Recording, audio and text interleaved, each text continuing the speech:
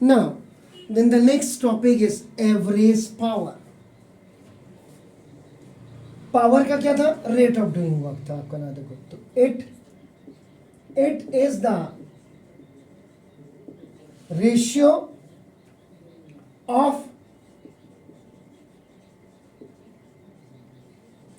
total work done to the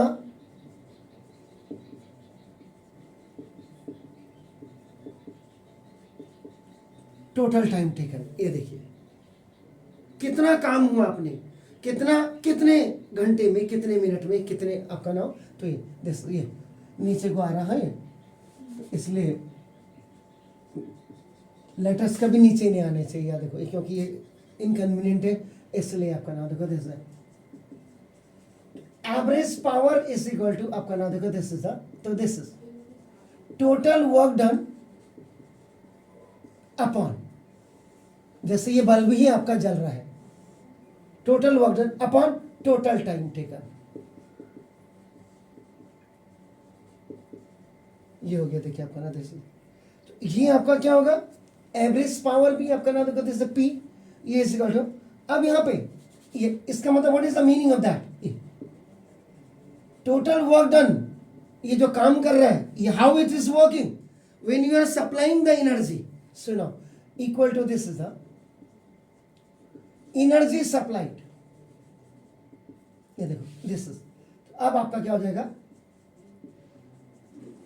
average power is equal to, in place of that you will put this energy supplied and over, now this is total time taken, average power is, actual में ऐसे P बार लिखना चाहिए,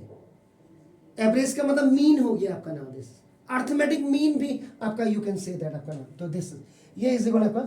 energy supplied और by time taken, this is, तो एक formula आपका ये भी हो गया आपका नाम देखो दिस इज, देन सी, इसके बाद इसी में आपका power in terms of energy,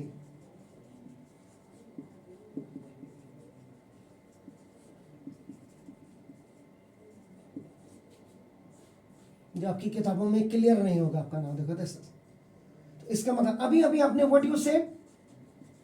work done is equal to आपने क्या बोला, एनर्जी सप्लाइड, ये आपने क्लियर बोला है आपका नाम देखो दिस, तो एक्चुअली एनर्जी सप्लाई का मतलब, जो आपने इसको एनर्जी सप्लाई किया है, तो एनर्जी को व्हाट इज डूइंग, इट्स आपका ट्रांसफरिंग आपका नाम, तो दिस इज, तो इसको ट्रांसफर्ड भी कहते हैं, दिस ये ट्रांसफर्ड हो गया आपका नाम देखो दिस, तो इसका मतलब what is the meaning of that, कि power is equal to energy supplied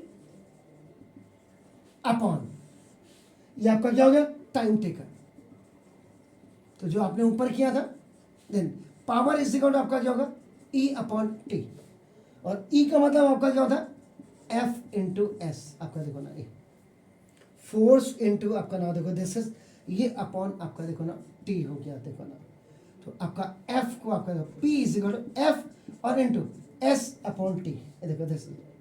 और एस अपॉन टी का मतलब आपका क्या हो गया, तो वेलोसिटी ये आपका इक्वल टू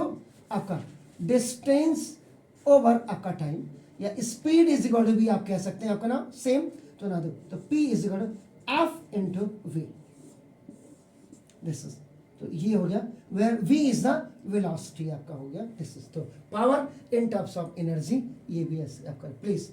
फिर इसके बाद मैं आगे बढ़ता हूँ।